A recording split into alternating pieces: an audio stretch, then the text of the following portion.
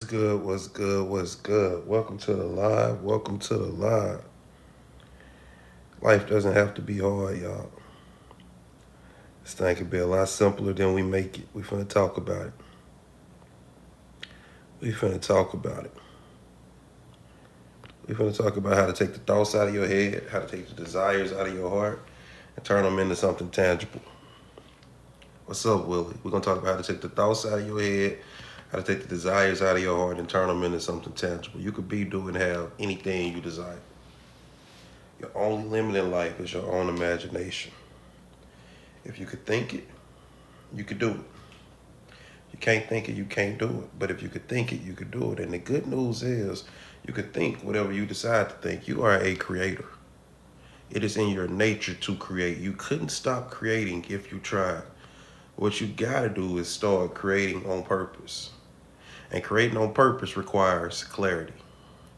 We're finna get ready to get into what I call the 5 C's. For those of you who don't know, I'm Coach Jay. I coach bosses. I coach bosses through this concept that I designed called the 5 C's. The first C is clarity. The second C is calibration. The third C is confidence. The fourth C is competence. And the fifth C is consistency.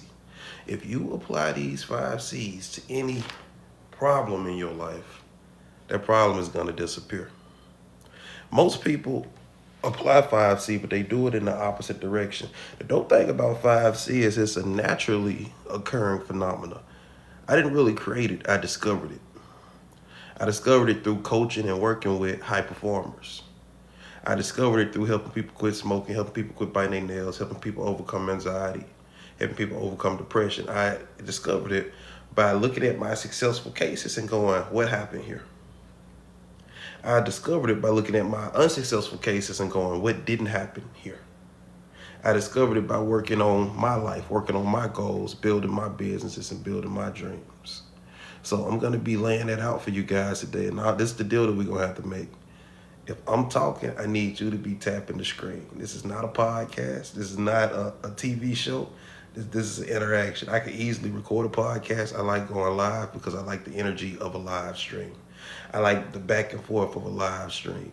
So the deal that we got to make in order for this to work, in order for me to stay engaged and stay locked in is I need to see action in the room. I need to see taps on the screen.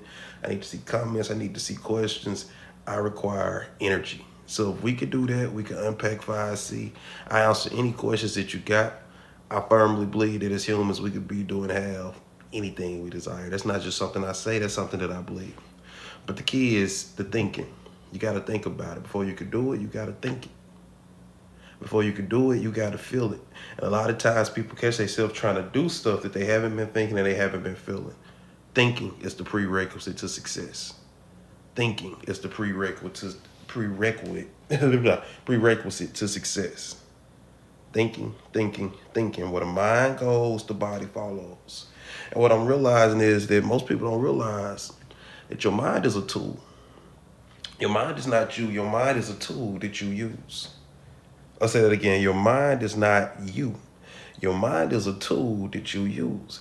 Just because you think something doesn't mean that it's true. Just because a feeling comes up in your body doesn't mean that it's the right feeling. You got to get in the habit of telling your thoughts what to think and telling your feelings what to feel. But before you can do that, guess what you require? Guess what you need to start dictating the direction of your life? You need a goal. You need a goal. And I'm going to be real with you. I'm going to tell you just like I tell my clients, if it's not on paper, it's not a goal. If I say, what's your goal? And you got to go, it's not a goal. What's your goal? My goal right now is to make $25,000 a month.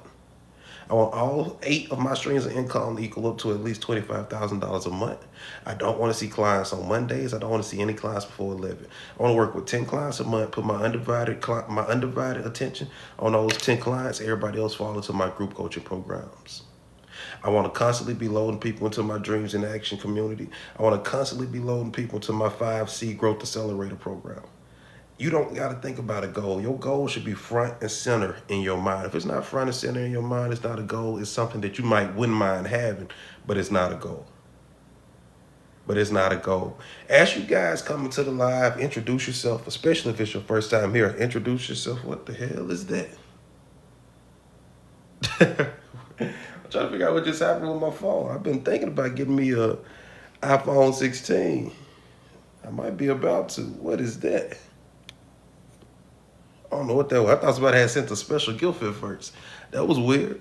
But listen, guys, you could be doing have anything you desire. As you come into the live, I need you guys tapping. I'm finna talk a lot. I'm finna bring a lot of energy. I need you guys matching the energy. I'm finna take some time out right now to share the live. And I appreciate if you guys do the same. For those of you who don't know, I'm Jay Shaw. I coach bosses. And I'm telling you guys, you could be doing have anything you desire. And we're going to talk about it. I'm not just going to tell you that and walk off. We're going to talk about the how.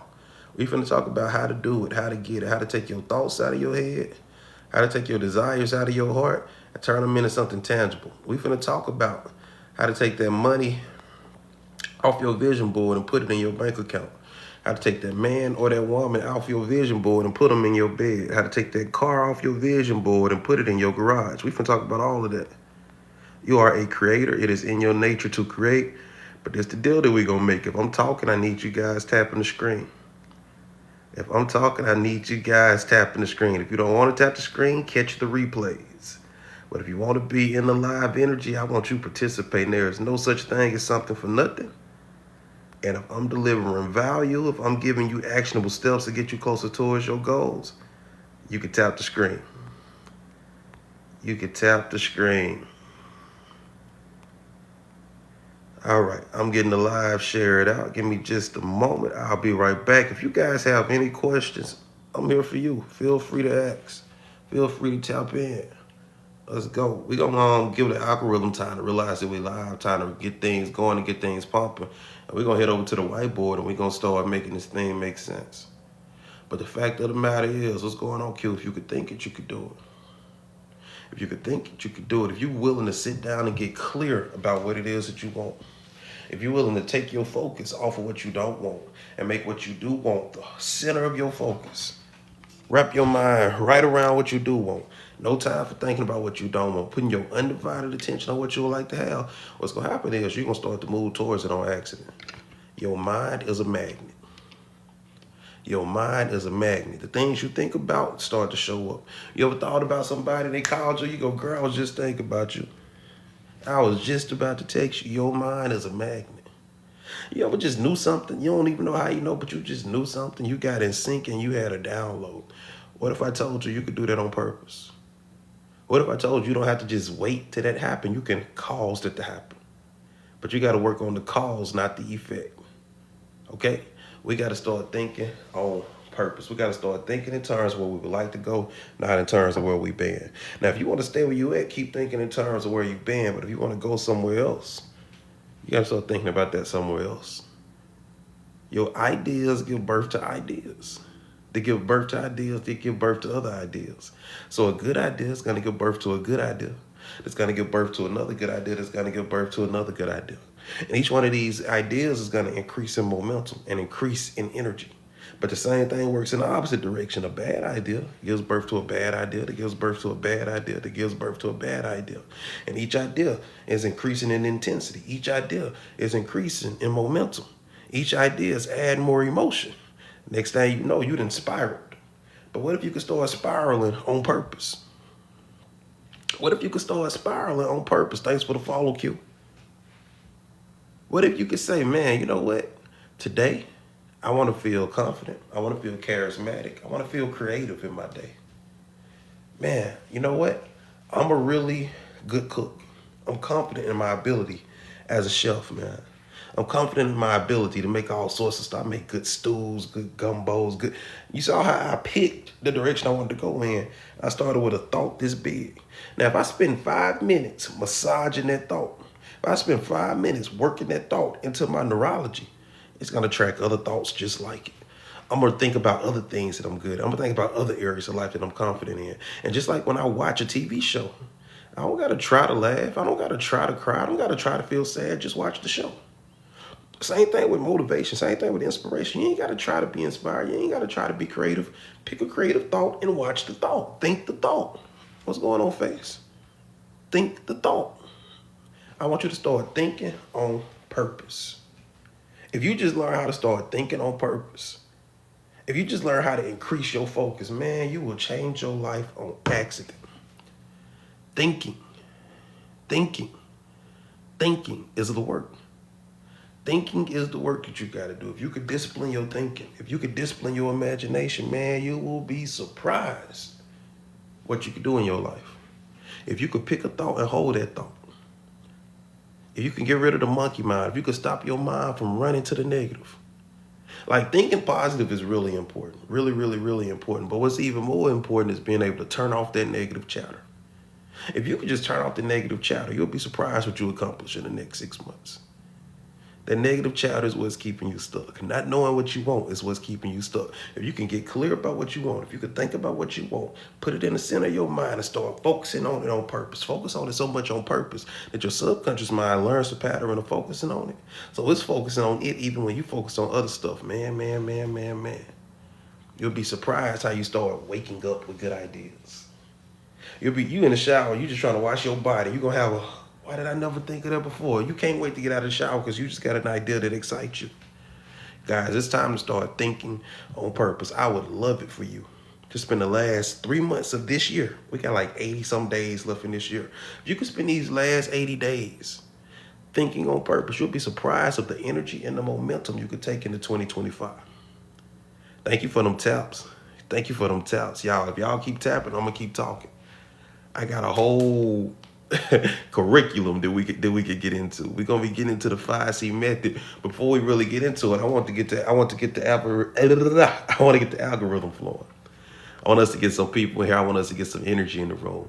But I'm telling you guys, if you tap in, not even with me, if you control your thinking for the last few months, I'm not saying you got to come to my live every day to be successful, although you can. I'm saying if you just start controlling your thinking on purpose, if you just start getting a little bit intentional, you're going to be surprised how you start moving up on accident. What's up, Kayla? How you doing? Welcome to the live. Hey, thanks for them likes, QT. Appreciate you. What's up, Lachelle? Welcome to the live. But guys, hear me when I say this. The fact of the matter, not the idea, not the concept, the fact is that if you could think it, you could do it. If you could think it, you could do it. It's already working in your life. You're doing anxiety because you're thinking anxiety.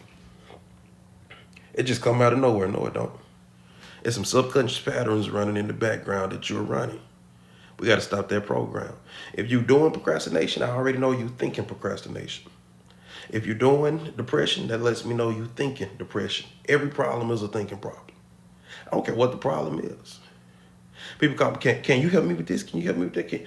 Every problem is a thinking problem. I can't help you with anything because every problem is a thinking problem.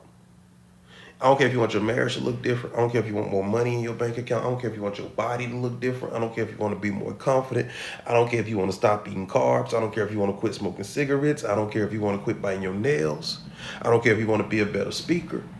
I don't care if you want to be a better businessman. I don't care if you want to be better at budgeting. It's a thinking problem. You think different, you'll do different on accident. What people try to do is they try to sit in the same mindset. They try to sit in the same way of thinking, but they try to do different stuff. That's not going to work. But let me tell you something. If you could just start thinking and feeling different, you'll act different on accident. Thanks for them taps, QT. I appreciate you so much. If you could just start thinking different and feeling different, thanks for the follow, love, you will do different on accident. Think about it. When you pissed off, when you angry, when you feel mad and you thinking angry thoughts, it's very easy for you to curse people out and put people back in their place. But then when you start feeling better, you go, I didn't have to. Why did I say that? Now I got to apologize. What's going on, Tanisha? How you doing? Guys, I need you tapping, tapping, tapping. You keep tapping, I'm going to keep talking. I ain't got to be to the gym for like another 2 hours. So if you guys tap, I will give you that entire 2 hours. I will answer whatever questions you got. I will teach you how to turn your thoughts into things, how to turn your desires into things, how to take the desires out of your heart and put them in your bank account. I'm Jay Shaw. My background is in clinical hypnosis. So for the past 2 decades, I've been helping people really learn how to think. Like when people find out I'm a hypnotist, they ask me 1 or 2 questions. The first thing is, can you hypnotize me? Or can you not? Or people either want to be hypnotized or they don't want to be hypnotized. But the question that they should be asking me is, can you teach me how to hypnotize myself? People always want to learn how to hypnotize other people. When you learn how to hypnotize you, you don't need nobody else. You appreciate them. You glad about the people in your life. You appreciate your spouse. You appreciate your siblings. You appreciate your friends, but you don't need them. Well, you know how to hypnotize you. Well, you know how to tell you, I'm getting up at 6 a.m. and I'm going live. And you, voila, here you go. You got to. And the thing about it is you hypnotizing and program yourself whether you realize it or not. It's impossible to stir up anxiety without running self-hypnosis. It's impossible to cook up depression without running self-hypnosis. People think that hypnosis is this box. Whenever I'm training hypnotists, I always tell them this. Don't learn hypnosis and put it in this box that you only use in your office. Hypnosis is a tool that you use to keep your marriage together. Like, think about it. When somebody's saying my marriage lost its spark, when somebody's saying my relationship lost its spark, what they saying is, this motherfucker don't hypnotize me no more. They handle me any type of way. They not taking me on no dates. They not planning nothing. They are not excited. They are not hypnotizing me. When I first met him, he was charismatic. He was smooth. He was nice. He was bringing me flowers. He was funny. He ain't doing none of that no more. He's no longer hypnotizing me. One of my homeboys asked me years ago, he say, man, you ever hypnotize women to get them to have sex with you? I say, Zach, please tell me you're not out here having sex with people without hypnotizing them first. That's called rape. Foreplay is hypnosis. Foreplay is what you call a hypnotic induction. And if you proceed into intercourse without a hypnotic induction, without some type of either verbal or nonverbal consent, that's illegal, man. He said, damn, when you put it like that, can you teach me hypnosis? I say, you already know it, man. So TV paints hypnosis as if it's this weird thing. You can make it weird, but at its basis, hypnosis is, I say something, you respond to it, you feel different. If I give you some flowers and you say, oh, you just made my day, I just hypnotized you. I did something, you processed it, you feel different. I just changed your state. If I call you a bitch and you respond, who you talking to? Da, da, da, da, da. I just hypnotized you. I said something, you processed it, you feel different.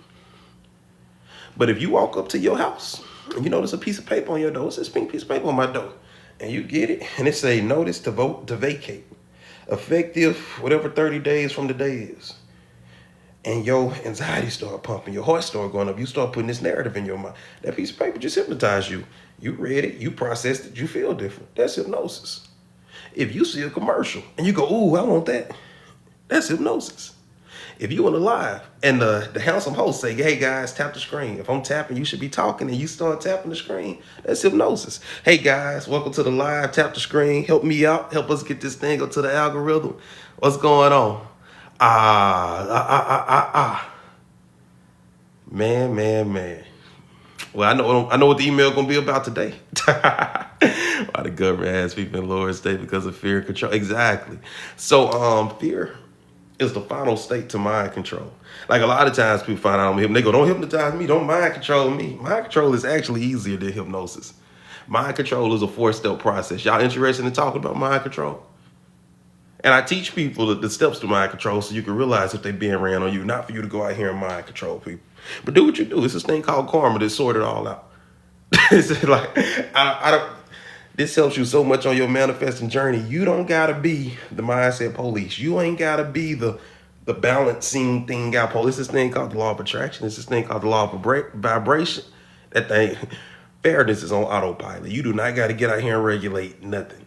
You gotta control your thinking. So, all right, we'll take a quick detour. We'll get into mind control real quick. Let's see, let's talk about it. So, quick thing that I like to do. Now, when I'm teaching, like when I'm teaching hypnosis, I tell my students, if I write it down, you probably should too. I ain't gonna tell you what to do, but if I write it down, you probably should too. It's probably important if I write it down. So, let's look at the 4 pillars of mind control.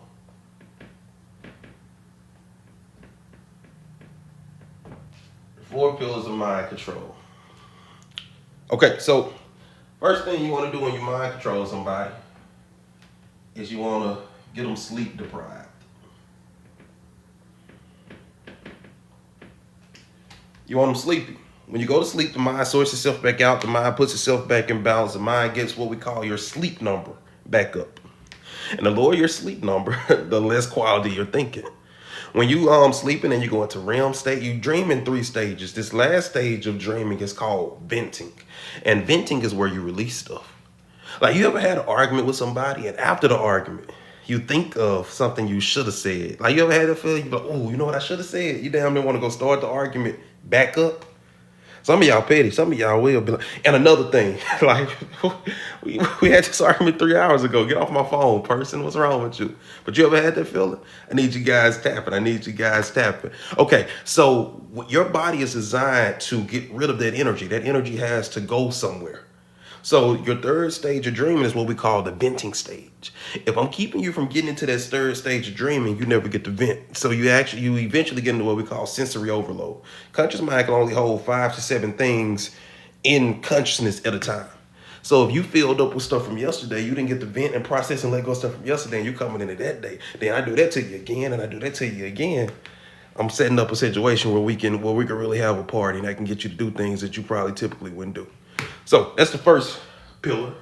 Second pillar, protein deficiency. The brain burns 20% of your calories. If you don't got no protein in your body, it's really hard to make good decisions. A lot of people think they struggle with discipline. A lot of people think, man, I'm trying to meditate. I'm trying to focus. I'm trying to do the tools that you're giving me, but I cannot focus. I can't lock onto a thought. What you have for breakfast? I went to Starbucks. I had some bagel and a coffee. So you had caffeine and carbs for breakfast. Okay, what else did you eat? I don't eat again until I get home. No wonder you can't focus. No wonder you anxious. Your blood sugar levels are through the floor. Accurate thought requires protein. Accurate thought requires protein.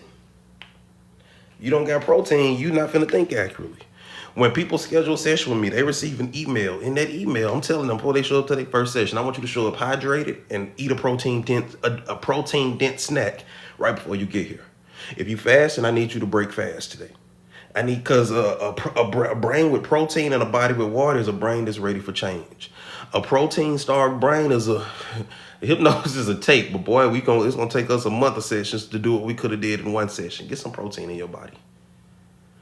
Get some protein in your body. So we talked about sleep. We talked about protein. Third pillar of mind control is separation. Separation. You gotta get them away from their counsel. You ever got in a situation with somebody and you responded? Maybe you responded violently, and maybe you cursed them out, maybe you did something, but you get in the phone. For me, it's my mama. I don't care what you said. My mama say she understand, and my mama say I ain't do nothing wrong. I ain't do nothing wrong. But we got people in our life that we call, but let me tell you what happened. Yada, yada, yada, yada, yada, yada. Was I wrong? And they be like, yeah, friend, you was wild in that time. But no, you weren't wrong. I would have did the same thing. If you want to mind control somebody, you got to get them away from all of those people that they bounce their reality off of. You got to get them away from their mom. You got to get them away from their auntie. You got to get them away from their best friend. And you see this in relationships. You see people try to move people away from their family, move people out of town, stop them from having their best friend. So that's the third pillar, separation. You don't want them to have nobody to shake their reality against. You want to be the person they check their reality against. So you could tell them they tripping, and they ain't got nobody else to go verify with. And like I said, I'm teaching you guys this so you can realize if it's being done to you. I'm not giving you this so you can go do it. I'm teaching you this so you can, like, wait a minute. Hold on. Wait a minute. All right. And I'm going to let y'all guess at the fourth stage. I need to see some taps and I need to see some guesses. Then we're going to talk about the fourth stage of mind control. This is the fourth and final one. Then I'm going to give you a real easy way to remember all of these. It was a dance to you? What you mean? What's up, Eli? Welcome to the line. Right now, guys, we're talking about mind control.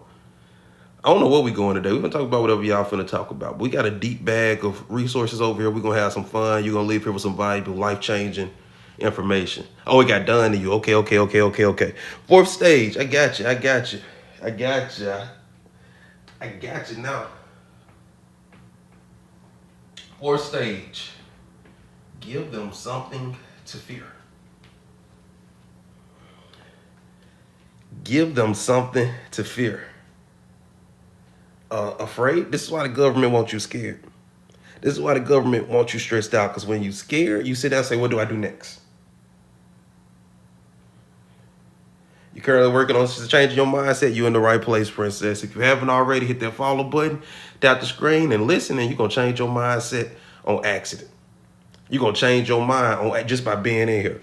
Like, you're going to get back into that environment. So the thing about it is, guys, when you're a baby, you are in hypnosis. You're in this sponge state. If we drop you in a house where people speak 5 languages, you're going to learn all 5 of those languages just by being in the house.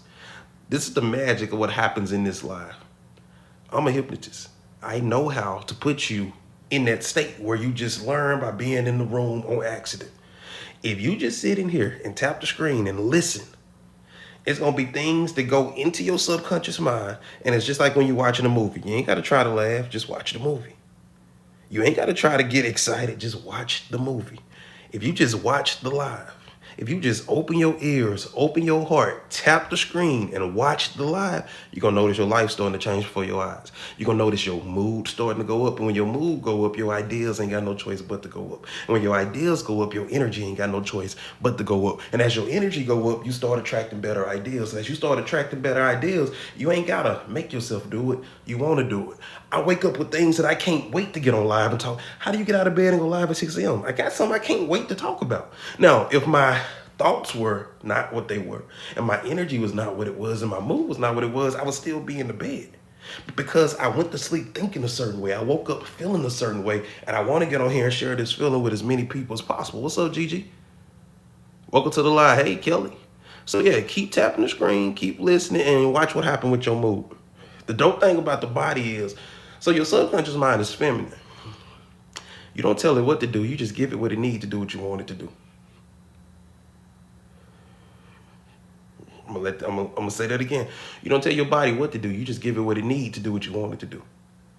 You don't gotta tell a feminine woman that'll make a house a home. Just give her a nice home and watch what she do with it. You just make sure she got what she need to do what she need to do. You make sure that it's food in there. You make sure that it's some Lysol and some Mrs. Myers and she got everything she need. She gonna tell you, get out of the way. I need to clean this kitchen up. I got this nice kitchen. I want this kitchen clean. I got this nice house. She gonna want to keep the house up. Your subconscious mind works the same way. If you just give it some protein, if you just give it a good idea and you just focus on that idea, your subconscious mind gonna say, I'm gonna need some motivation. I'm gonna need some good ideas. I'm gonna need some excitement. And it's gonna come back to you with all the stuff you need. You don't tell it what to do. You just prepare the environment for it to do what it need to do. And that's what we do in this live. Okay, so give it something to fear. A scared person is a person who's ready to listen. For people who just joining us, we talking about the 4 pillars of mind control. I'm not giving you the 4 pillars of mind control for you can go mind control people. I'm giving you the 4 pillars of mind control so you can recognize what's being done to you. Okay, so sleep deprived. Logical thinking requires good sleep. Logical thinking requires good sleep. Protein. You got to have protein in your body. Your brain burns 20% of your calories. Your little old brain burns 20% of all of your calories. And if you run it off carbs and caffeine, ain't no protein. Ain't no logical thinking happening without protein. We see lots of connections between anxiety and people not eating correctly. And they think they're anxious, but what's really happening is their blood sugar levels are tanking. Of course you feel anxious. Your body is taking everything your body got in you to stand up. Your body wondering if it could sustain you through the rest of the day. Of course you feel anxious. Of course you feel nervous. Okay, protein. 3rd stage, separation. If somebody's separating you from the people you care about, separating you from the people you bounce ideas off of. That's the 3rd pillar of mind control. And the 4th thing is giving you something to fear. Now, Disney did a real good job of giving us a representation with this. Let me know if you ever seen Beauty and the Beast. What's up, Precious? Beauty and the Beast shows all 4 of these pillars in action. She couldn't sleep because of the squeaky jar, the drawer. Remember, she couldn't sleep because the drawer kept squeaking. She was sleep deprived. She could only eat if she ate with the beast. The thing that she feared was her doorway to protein. So check that out. The thing that she feared was her only connection to protein. So she had to go through in fear to get protein. That's a whole nother level of linkages and stuff that we're not even going to get into on this live. Damn, Disney. Separation. She had nobody to talk to. She was in there talking to candles and shit. Like she was literally talking to candles. She had nobody to talk to. She had nobody to bounce her reality off of. And she had the beast to fear. All four of those boxes were checked. What happened? She fell in love with her captor. Stockholm syndrome. But sleep deprivation, protein deprivation, separation from her counsel, and fear. Checked all those boxes. Now you at a state where you shut up and listen. I'm tired. I'm weak. I don't got nobody to talk to, and I'm scared. What do I need to do? What do I need to do to feel better? I feel crappy. I feel alone. I feel malnourished. What do I need to do to feel better? I need to shut up, go to work, and okay, I'll quit thinking. I'll do whatever you want me to do. Just, can I have some protein? Can I have somebody to talk to? See these? They make sense. But let me ask you something. Let's look at your life. If you up all night on TikTok, up all night watching Netflix, you sleep deprived. If you waking up, you running off caffeine and carbs, no protein, you got a protein deprivation. If everybody just as sleepy and just as tired and just as scared as you are, who are the same people that you bouncing your reality off of? And if CNN, MSNBC, this political election and all this stuff going on, you just checked all four of those boxes. So what you got to do is you got to get your own clear goals. And you got to start running all of these in the reverse operation on yourself. You got to say, this is my goal. And because I want this goal, I'm going to choose to get sleep every night. I'm going to choose to put protein in my body every day. I'm going to find me one or two good friends. I only need one or two who thinking about what I'm thinking about, who moving like I'm moving, who getting protein in their body as well, and we going to hold each other accountable. And when I catch my friend trying to sit in fear, I'm going to shake them out of it. And when they catch me doing it, they going to do the same thing. They going to do the same thing. Does that make sense? So that's mind control in a nutshell. Now, it gets deeper. There's levels to it, but that's the gist of what we would teach in a mind control seminar. So get you some sleep, get you some protein, find you one or two people, find you a dope environment like this where you can come every day and get your reality back in order, where you can find some people who full of momentum, who full of energy, who headed in a positive direction. Don't separate from us. Don't separate from what we got going on here. Or even if it ain't here, find you somewhere with a similar frequency. And fear nothing. Fear nobody and no one. Your only limit in life is your own imagination. If you could think it, you could do it. Now, if you can't think it, you're in trouble. But the good news is you can think it. But it's going to take you making a decision. It's going to take you making a choice. And if you haven't already made that choice, now is as good a time as any to make that choice. I want you to start thinking on purpose. I want you to get in the habit of telling your thoughts what to think and telling your feelings how to feel. Jay, you can't do that. Yes, the fuck you can. What's going on, Bama? Yes, you can. You could be, do, and have anything you desire. Scratch that. We changing that to you could be, do, and have anything you're willing to think about consistently. You could be, do, and have anything you hold in your mind consistently. You could be, do, and have anything you hold in your mind consistently. You stop operating in desperation. Exactly. And I like to use the word remember who you are. Once you remember who you are, wait a minute. I'm that sperm cell that beat the other 500 million sperm cells to fertilizing that egg. That's me. I wanted to be here so bad that I beat out 500 million other sperm cells to be here. I wanted to be here so bad that I was sitting in Deborah's womb and a voice said, you want to go out there and play? I said, yeah. So you're going to need a lot of cells. I said, okay. So you're going to need some toenails. You're going to need some fingernails. You're going to need a lung. You're going to, well, a lung. You're going to need some lungs. You're going to need some kidneys. Like this. And I was like, okay, let's go get it. Then I got here. I was so excited to be here. I say, hold on, they doing this thing called talking. I'm going to learn how to do that. Oh, they doing this thing called walking. I'm going to learn how to do that. That's mama. That's granny.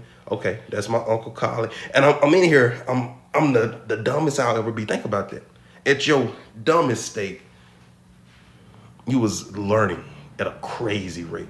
How long would it take you to master a new language right now? If you decided you was going to get Rosetta Stone or what's that other app that teach you languages? I can't think of it right now. But if you got one of these apps on your phone and you was going to learn a new language, how long right now as an adult do you think it'll take you to become efficient in that language?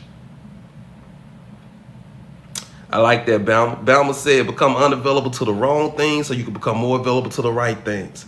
The way we say Duolingo, that's it. The way I like to say it is you got to put that down so you can pick this up. Your hand's so full of what you don't want, you ain't got no freedom to pick up what you would rather have. But it might take you a minute to learn a new language right now, right? Because you out of that hypnosis that you in as a kid. You spend the first 8 years of your life in hypnosis. You spend the first 8 years of your life in hypnosis. They can, and the person that says they can are both usually right. Exactly. Welcome to the family, Balma. Hit that follow button. Keep kicking it with us. I like you, man. But guys, if you can think it, you can do it. Now, if you can't think it, you out of luck. You out of luck. And anybody who missed the talk on mind control, you can get our replays simply by going to my bio. Click that link in my bio and join the 5C Inner Circle. And that's going to take you to a web page with all types of resources, all the replays, all types of stuff. But guys, we're going to start talking about how to turn your thoughts into things. We're going to talk about how to turn your desires in your heart into something tangible. Okay? You are a creator. You create even when you're not creating on purpose. We're going to talk about how to create on purpose. My man, Super Sniper. What's going on, dude? We're going to talk about how to create on purpose. You creating anyway. I want you to look around. Notice everything that you see. Notice the state of your body. Notice how you feel. Notice the energy that you're sitting in. And I want you to take full ownership because you created that. Hate it or love it, you created that. You manifested that. And we're finna teach you how to manifest on purpose because you might have manifested that by default. You might have manifested that on the same pattern that your grandparents were manifesting, on the same pattern that your parents were manifesting on. We're finna teach you how to have what you want to have because you decided to. If all these diseases and all these different sicknesses is running your body, we can take this is gonna be the generation that run out. Stop letting others hold the pen for sure. For sure. So we're gonna talk about my 5C success strategy. But before we do that, I want to explain something to you guys that we call theory of mind. I want to explain to you how your mind works and how you got to where you got. Then we're gonna talk about how you get where you want to go. So when a baby is first born, y'all gonna see me draw a lot of circles. A lot of the stuff that I talk about, I like to explain it with circles. I don't know why I like circles. But when a baby's first born, completely blank slate, except for what we call the primitive mind. Now, the primitive mind is where you hold the stuff that you already know. You don't got to teach a baby how to suck a bottle. You don't got to teach a baby how to breathe. You don't have to teach a baby how to go into flight or freeze. Y'all familiar with the term fight, flight, freeze? I'm sure you are. Okay, so a baby is only born with 2 ways to trigger fight, flight, or freeze. In the beginning, a baby has only 2 fears. A baby only has 2 fears in the beginning. Only way you can scare a baby is a loud noise or that little falling sensation. Like if you put it down too fast, you go, whee, and you drop it down. Those are only 2 ways you can get a baby into fight, flight, or flight. You can talk to a baby about the recession. It's not going to go into fight, flight, or flight. You can talk to the baby about COVID. It's not going to get nervous. You can talk to the baby and say, hey, we just got evicted. It's not going to go into fight, flight, or flight. Okay? The only way that you get a baby in fight, flight, or flight is through a fear of loud noises or a fear of falling. That used to be you. Now, this is what happened. Between the ages of 0 and 8, I need you guys tapping the screen. If you keep tapping, I'm going to keep talking. I got about 1.5 hours before I got to be at the gym. And if you guys keep tapping, I'm going to give you that whole 1.5 hours. If not, I'm going to go to the gym early. But between the ages of 0 and 8, you start learning through a process that we call identification. I need that area for something else, so we're going to write it over here. You start learning through a process called identification and association.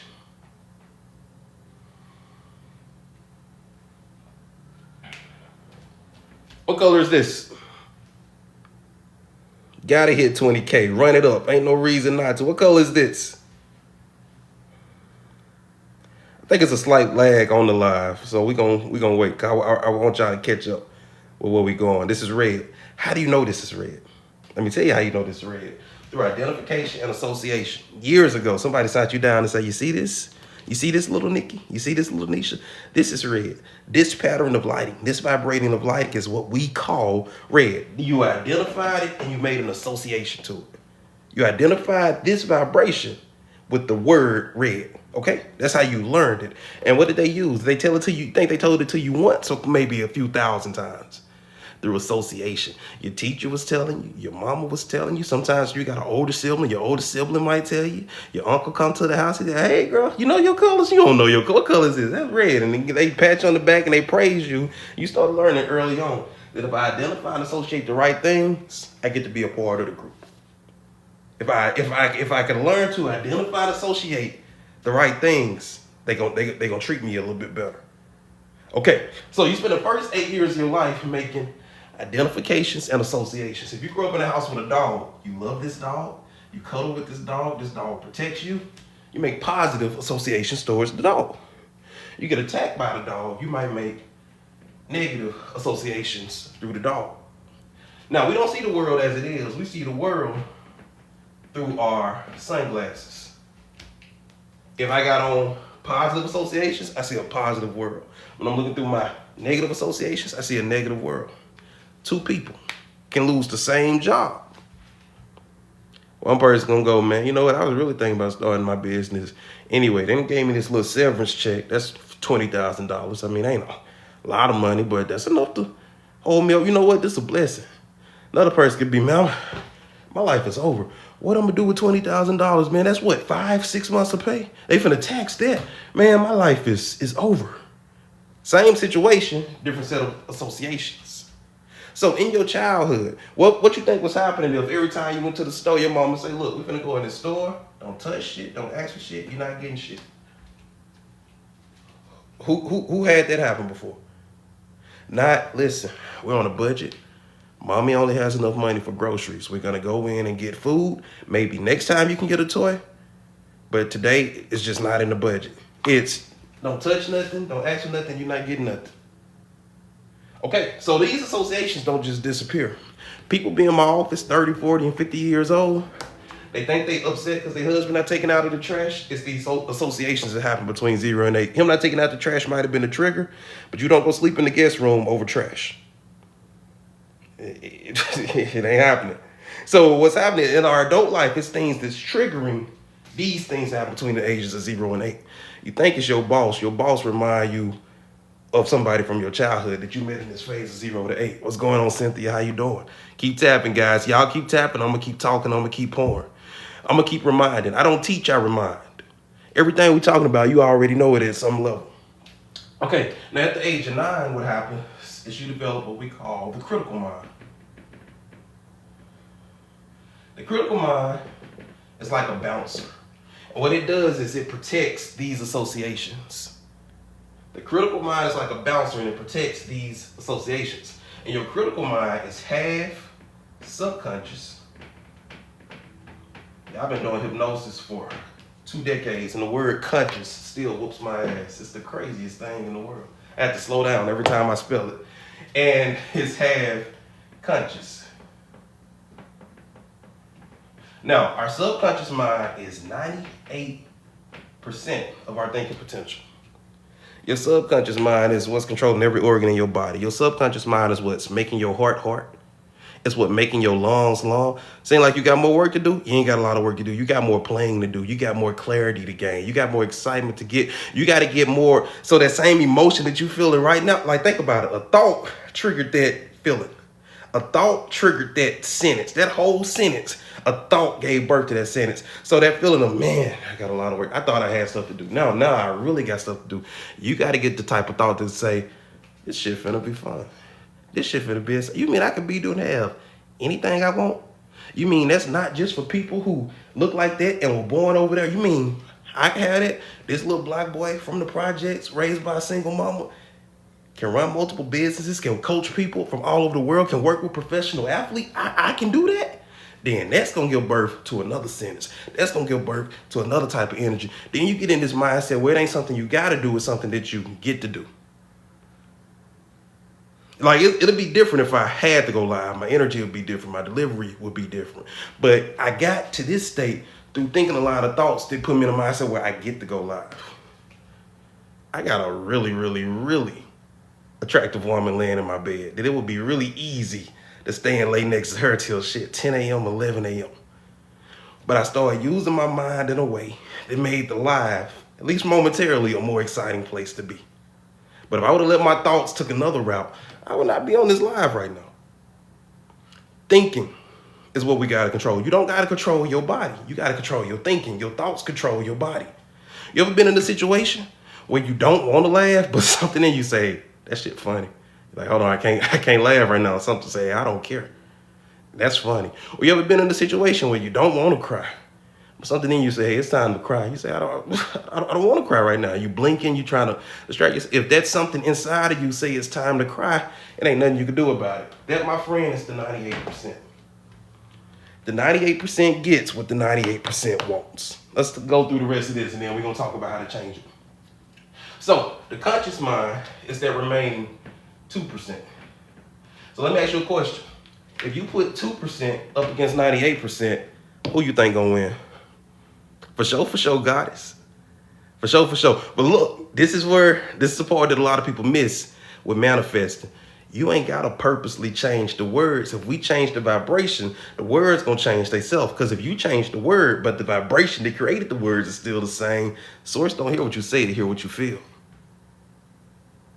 Okay, so when we look at like the Bible, when you look at that story of Esau and Isaac, Isaac was able to take Esau's blessing. Isaac gave Jacob Esau's blessing because he felt like Esau.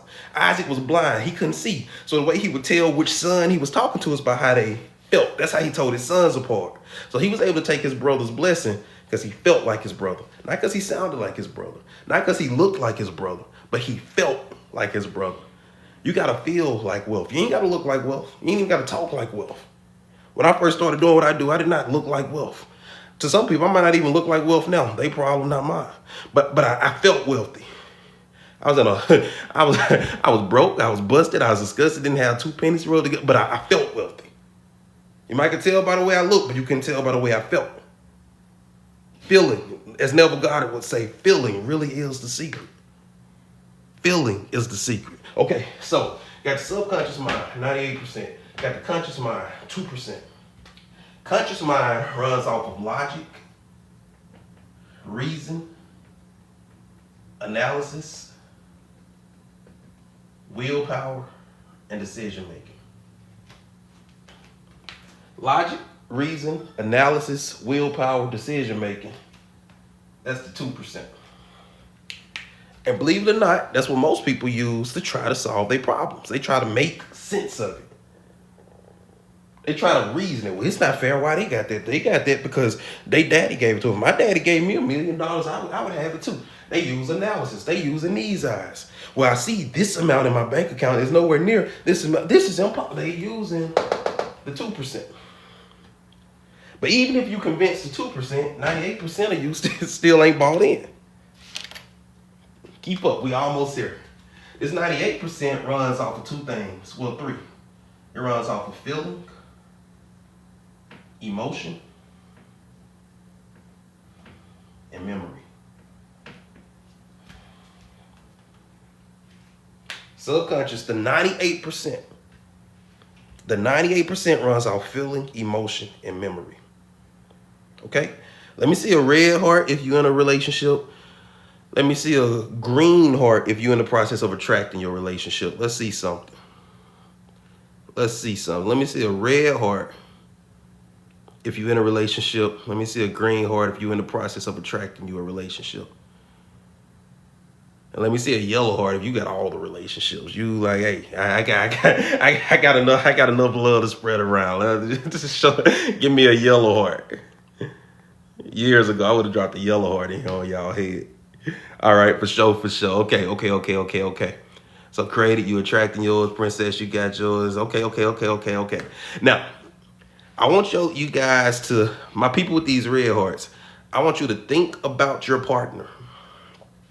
But I want you to think about, no, let's do this one first. I want you to think about the things they do that annoy you. Maybe they chew with their mouth open. Maybe they leave their shoes in places that you don't want them to leave them. Maybe they overspend on the budget. I want you to just start to think about things they do that annoy you. All right, don't go too long. That's enough. Stop. I don't want to get you in a state that you spend the rest of the day in. But you felt that, right? You felt how your body was responding to that. And if you would have let that got enough momentum going, well, no amount of logic, reason, and analysis gonna stop you from feeling it. They drop everything in your hand so you can pick it up. And even as you typed it, you probably was hitting your screen a little. Energy came with that thought. Now I want you to think about that same person. And I want you to think about why you wake up. Oh, got a yellow heart. Okay, I see it. Date all of them. Date all of them. I feel it. Okay, so I want you to think about that same person. But I want you to think about the reasons you wake up every day and choose them. They might be a great mom. They might be a great father. They might just be a good listener. They might be one of the most supportive people you ever meet. They might have been one of the first people you met in your life that you actually felt like understood you. I want you to just keep thinking of those thoughts. And I want you to notice how as you hang on to one thought of the reasons you love them, you ain't got to chase another one down. It just show up.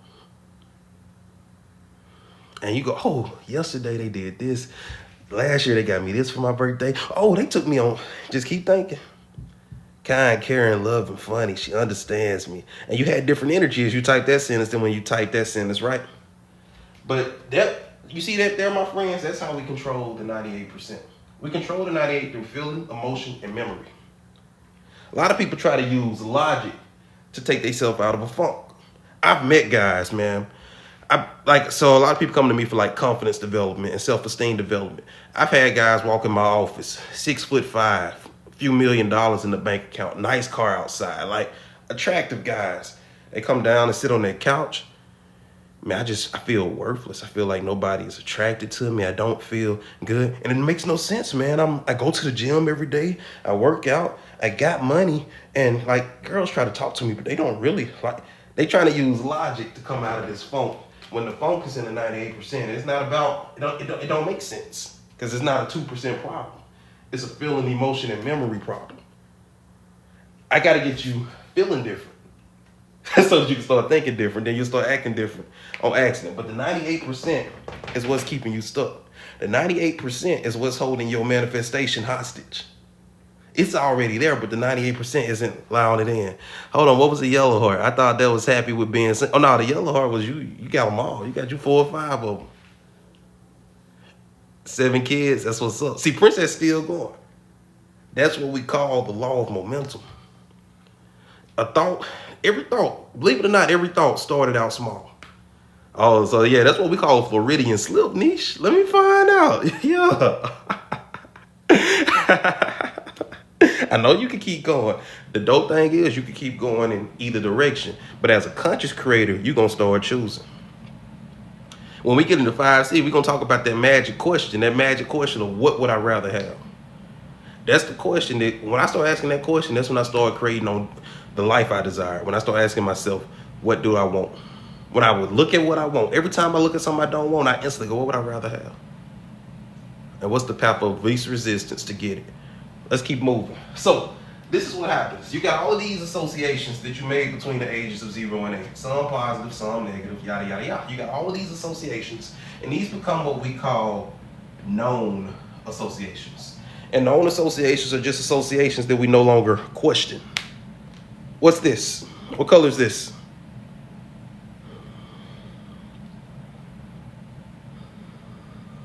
What's going on, Emerald? And guys, let's take those taps up to 20K. We got a lot of energy in here. Ain't no reason we can't take this to 20K. Don't hold back on me. I promise I won't hold back on you. Green. Now, I'm a clinically trained hypnotist with 2 decades of experience.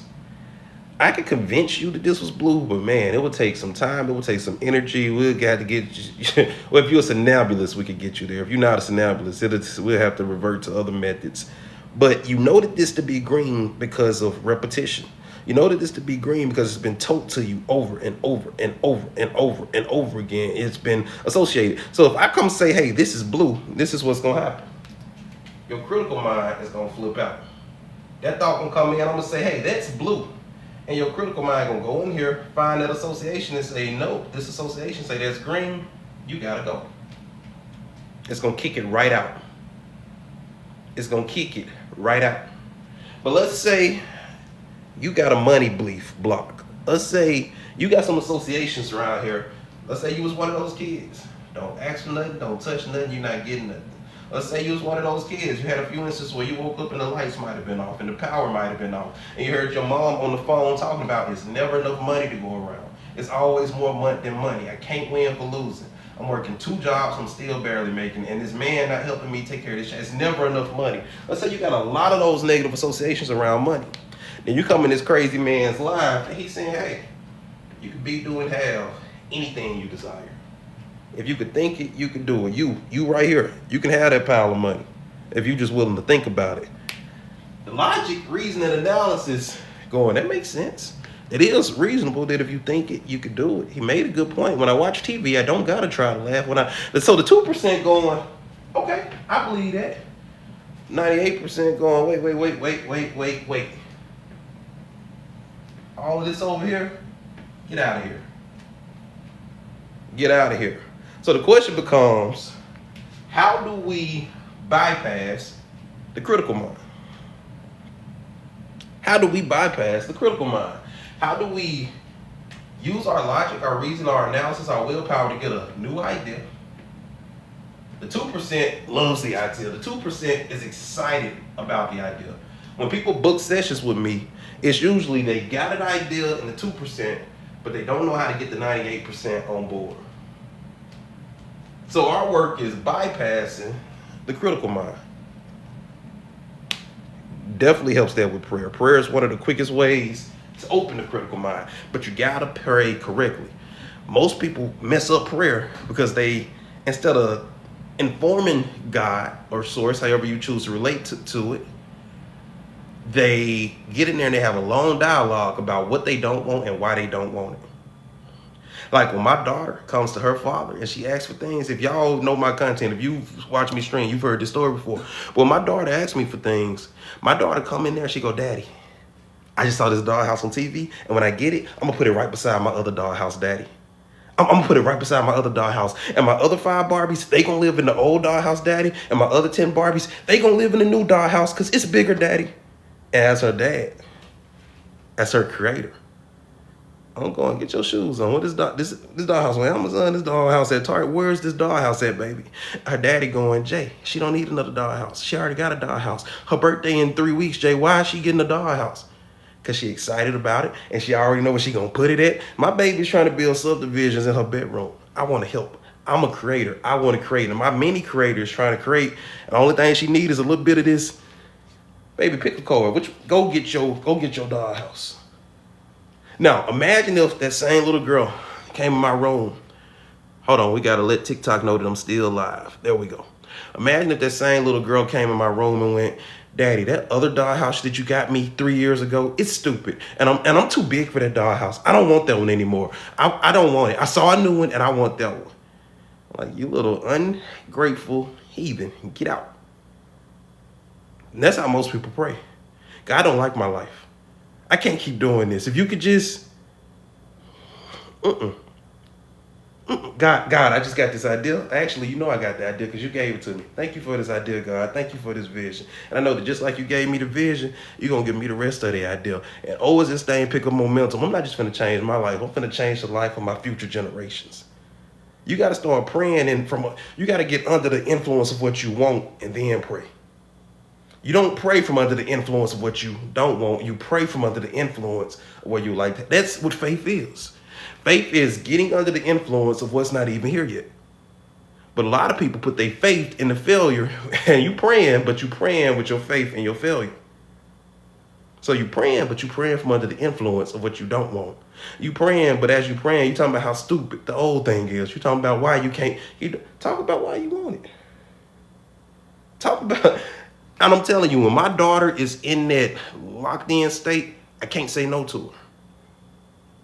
I can't say no to her. When my son is locked in, when he knows it's a yes before he even walk in. You know, man, my report card was good. I done cleaned my room. I ain't got no trouble. Daddy gonna do this thing for me. My daddy got the means to do it, and he gonna do it. But the energy is different when you know you unworthy. And you know you unworthy when you feel unworthy. But sometimes my son might walk in and go, Daddy, I know you're probably gonna say no because I got in trouble at school Friday, but can I get some Fortnite bucks? No, Ralph. Absolutely not. Go do your internal work. Go do whatever you need to do to feel worthy and come back and holler at me. I'm not doing you no favors when I teach you that you can get awarded from that state because that's not how life works. But when the kids come in, Daddy, on Saturday, they dropping a new battle pass. It come out at 11:30, and you gonna let me stay up late because I don't got school the next day. Can I, Daddy? He asking, but as he asking, he telling me.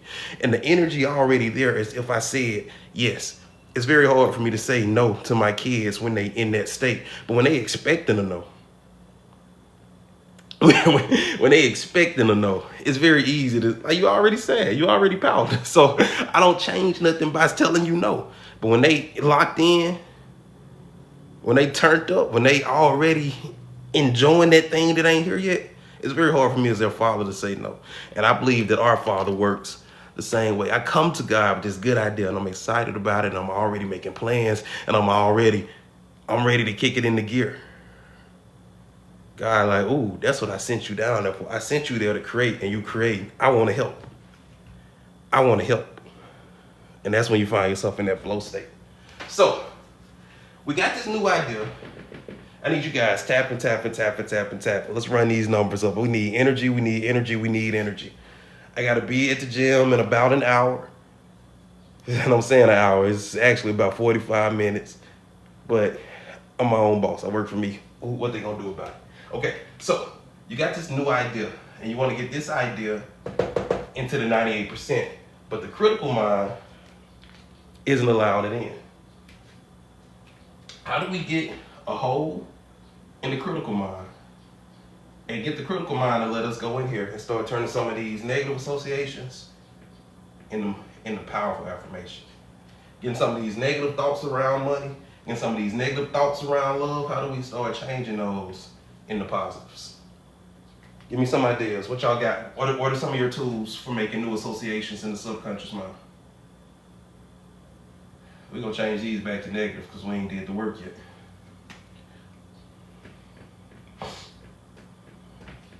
What are some of your tools? Let's talk about why these tools work sometimes and other times they don't. Affirmations. Okay, affirmations is a great tool if utilized correctly. I'm going to say something that might catch you off guard. Y'all ready? Doing affirmations is stupid. In fact, that's the title for the room tomorrow. I know it's going to fill up. The algorithm going to go crazy because people can go, no, doing affirmations is not stupid. Doing affirmations is a waste of time. Doing affirmations is stupid. Now, what you got to do is you got to become the affirmation. When you do the affirmation, that means you up here in the 2%. You stuck in logic, you stuck in reason, you stuck in analysis, you're using willpower, and you're trying to use your power to make a decision. But that's only 2% of who you are. When you want to affect change, you got to become the affirmation. Think about Muhammad Ali. Muhammad Ali didn't say, I am fast. I am a good boxer. I hit people really hard. Muhammad Ali said, baby, I flow like a butterfly, sting like a bee. The hands can't touch what the eyes can't see. I'm 25 years old and I'm pretty. I'm pretty. It ain't a scratch on my face. Look at me. Joe Frazier can't touch me. Joe Frazier is slow. I'm fast. I'm lightning fast. Look, I'm so fast. Last night I hit the switch and I was in bed before the room was even dark. He is becoming the affirmation. A lot of people do the affirmation and they leave the affirmation in the bathroom mirror. They go in the bathroom in the morning and go, I am peace. I am love. But then they get in their car, they get in traffic and be frustrated and be angry at the world. Then they get to work and in the parking lot, they affirming, Crystal better not say nothing to me today. The girl, if I go in this office and the girl says something to me, I'm a slapper. I know her big ass ate my food. She think I don't. Like, they love the affirmation in the bathroom. You got to become the affirmation and take it into your day with you. So affirmations are great, but we got to remember that the subconscious mind runs off feeling, emotion, and memory. Feeling, emotion, and memory. If you're doing the affirmation, but it's no feeling, no emotion, and no memory, it's actually going to reinforce the negative associations. Okay? So do the affirmation, but the same way you put on a shirt, I need you to put on the affirmation. I'm a dope speaker. I can go on any stage in any country, anywhere, and I can stand before or after anybody. I'm going to set the stage on fire. I'm charismatic. I'm chill. I'm calm. I love to do this thing where I get out of the way and I let God put on the J. Shaw costume and God take over. And I'm just sitting there watching. Your affirmations should excite you so much they should be like caffeine. You shouldn't even be able to do them after a certain time of day. You should have a hard rule of, man, I can't do affirmations after 6 p.m. I ain't gonna be able to sleep tonight. I'm gonna end up working on my business if I do my affirmations too late. I'm gonna end up at the gym if I start doing my affirmations. I could have anything I desire. If I could think it, I could do it. Any idea that I put in my head, any desire that's in my heart, I can turn that thing into reality. I'm him. I'm made in the image of a creator and I have no choice but to create. Your affirmations you should do your affirmations. Like I hear some people do their affirmations and they sound like they reading scripture. Like you don't talk like that. Your affirmations need to be in your voice. Like money fucking loves it here. My relationship to money is that of a pimp to a hoe. I expect my money to go out and come back multiplied. I'm a money magnet. Money sticks to me. Money wants to kick it with me. My money can't wait to have money babies. Like, yo, you gotta affirm how you talk. When you go on a rampage, I don't want you to just go find 100 random affirmations online. I want you to find affirmations that meet you where you are. And let me tell you something. When you first starting to work on these negative beliefs, especially if you got a big cluster of them like we got here, your affirmations might have to start out general. Your affirmations might not be, I am a millionaire. Because what's going to happen is, if every time you say, I'm a millionaire, and that critical mind still closed, every time you go, I am a millionaire, critical mind go, no, you ain't. Reinforce the negative. I am a millionaire. No, you're not. Reinforce the negative.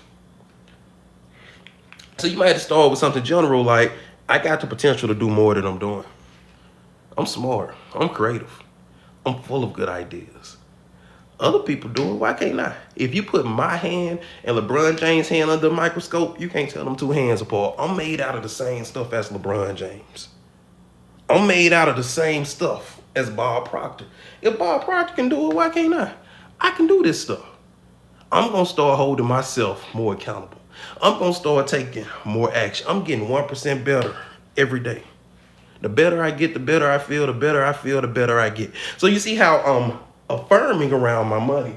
What I'm doing is I'm hitting these associations from the back door. I'm not hitting them head on. I'm good at making money. Even though that might be true, the associations that I don't feel like it's true. I don't got memories to show that it's true. So some of them you got to hit from the back door, and you do that by being general. Like when I'm working with people who want to quit smoking, one of the ways I like to backdoor them, I say, so you telling me you can't go more than 2 or 3 hours without a cigarette? Not at all, man. So how many hours a night you sleep? About 6 or 7. You wake up in the middle of the night to smoke? No. Maybe if I go to the bathroom, but I don't wake up just to smoke. I said, oh, so you can go 6 or 7 hours without smoking. And they go, wait, boom. You're right, I can. I said, you ever travel? Yeah, I travel for work sometime. I said, what you doing on the airplane, man? You can't fly on it. You can't smoke on the airplane. You know what? I flew to Utah last week, man. I went 6 hours without a cigarette.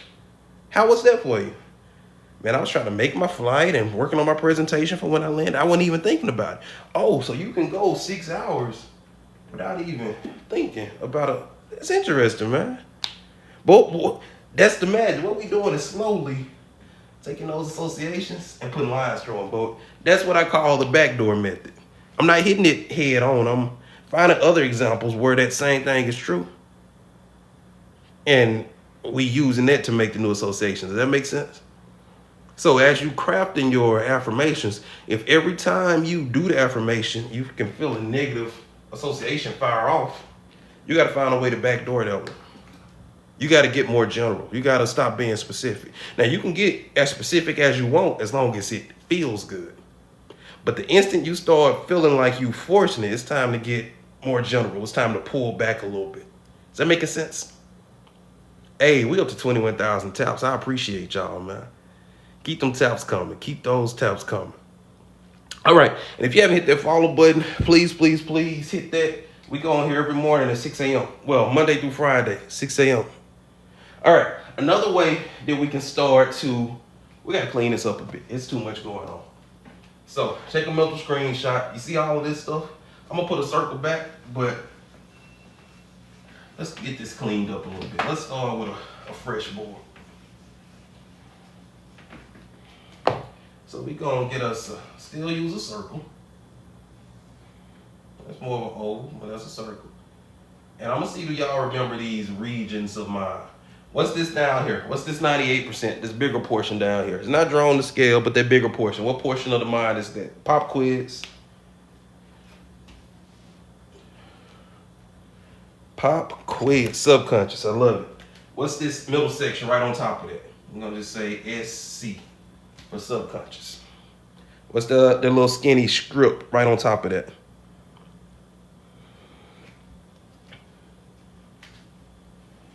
Critical mind. I love it. As hypnotists, we call it a critical faculty. But for the purpose of our discussion, we're going to call it a critical mind. And what we got up here?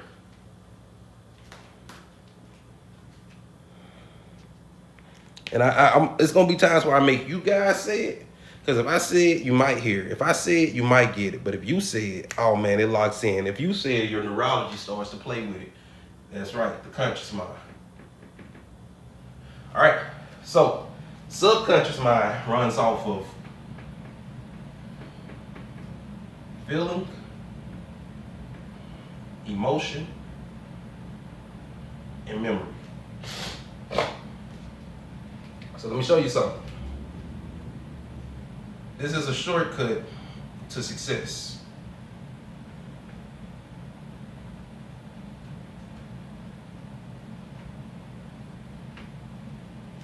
Let's say act, in case you can't tell. But the key to change, if I can get you feeling like what you want, you'll think different on accident. And if you're feeling different and thinking different, you ain't got no choice but to act different. What's going on? Does that make sense? If I could get you feeling successful, you'll start thinking successful on accident. And if you're feeling successful and thinking successful, guess what? You ain't got no choice but to act successful. Well, a lot of people screw it up because they try to just jump to this. They go, I'm gonna fake it till I make it. That's not gonna work. What you gotta do is what we call be, do, have. Before you can have it, you gotta do it. But before you can do it, you gotta become the type of person who can do it. If you wanna have the life of an entrepreneur, you gotta do entrepreneurship. But before you can do entrepreneur, you gotta become an entrepreneur. In our community, in our classroom, we got a workshop on what we call the becoming. What's going on, Yama? The becoming. The becoming teaches you how to be here, want to be here, and the becoming is all about how do I close that gap. Let me see an emoji in the box if right now you got a gap you're trying to close. We getting to the tail end of our time, so I want somebody with a real gap who open to having a real discussion. And we're gonna talk about what closing that gap look like. What kind of gap we want to talk about? We want to talk about a money gap. We want to talk about a love gap. We want to talk about a health gap. What kind of gap y'all want to have this discussion around as we get ready to land this plane? And if you got any questions, because I know we done talked about mind control. We done talked about the faculties of the mind. We done talked about the theory of mind. Okay, money. money. I love it. Let's pick up with money. So let's say, I know for a fact, if the money not showing up, I know you got negative associations around money. It's impossible to have all these associations cleaned up and the money not show up. So let's say you got these negative associations around money. They outvoted you guys, but if we have time, I'll spin back and talk about love and the same thing. So, subconscious runs off feeling, emotion, and memory. Conscious mind runs off logic, reason, analysis, and willpower. And I'm willing to bet most people have been up here in the 2% trying to get their money. They've been using their logic. Hey, they say crypto popping. Let me go over there. Okay, let me learn crypto. They using their reason. They using their analysis, and they using their willpower. I'm gonna work more hours. For sure. Appreciate you for coming through, Niche. They've been using their logic, their reason, and their analysis to try to get money. And what's happening is they putting the 2% up against the 98%. I look at the 98% like an elephant. Believe it or not, this is an elephant. My iPad got me spoiled. I was gonna press back to make the trunk disappear. Yeah, that's an elephant. That actually turned out better than I thought it would. All right, that's the elephant. So this is the subconscious mind, the elephant. And this little ant on the back is the conscious mind. So I want you to imagine that what you want what you don't want is over here, and what you want is over here. I want you to imagine that the ant is going toward what you want, and the elephant is going toward what you don't want. Okay? Can y'all see that good? So you got this elephant, and you got this ant on the elephant's back. The ant is going towards what you desire. The elephant is going toward what you don't desire. This ant got a problem, because one of this elephant steps is probably 2,000 of the ant steps. Right?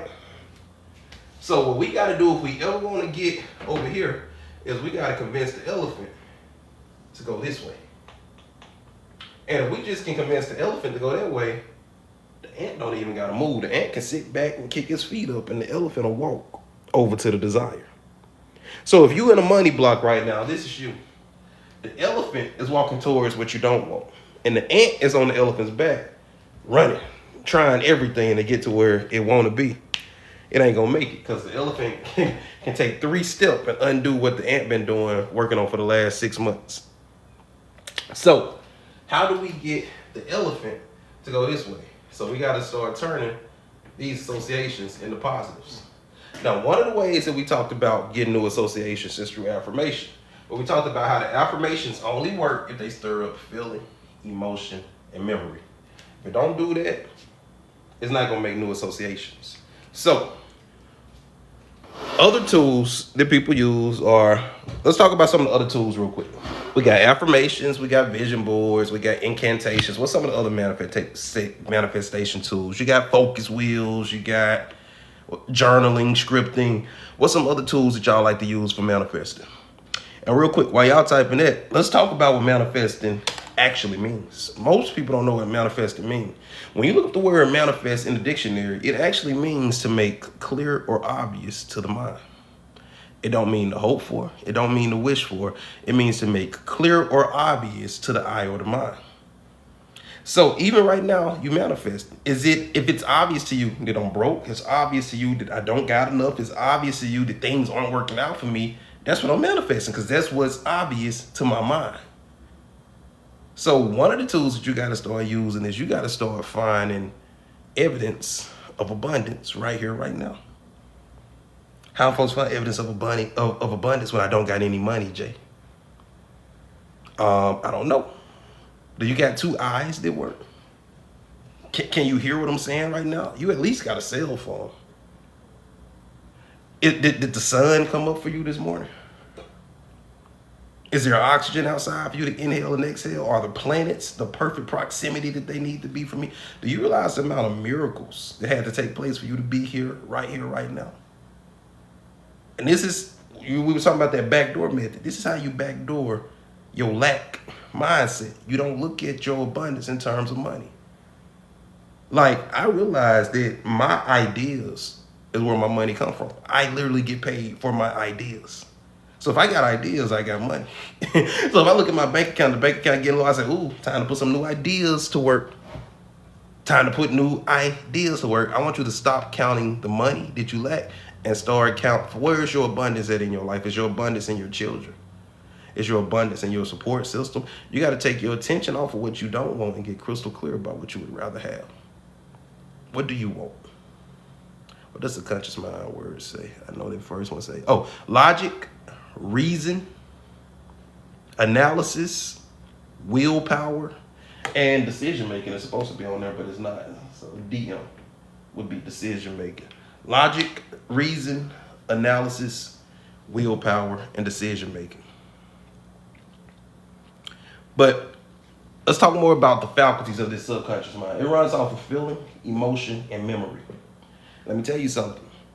The same way you can remember the past and respond to it, you can predict the future and respond to it. If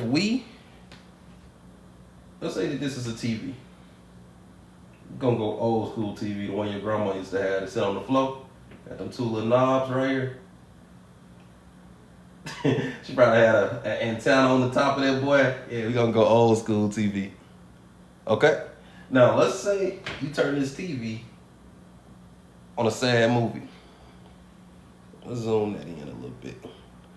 Let's say you put that TV on a sad movie. If you put that TV on a sad movie, do you gotta try to feel sad or do you just gotta watch the movie? You gotta watch the movie. Let's say you turn off that sad movie and you put on a funny movie.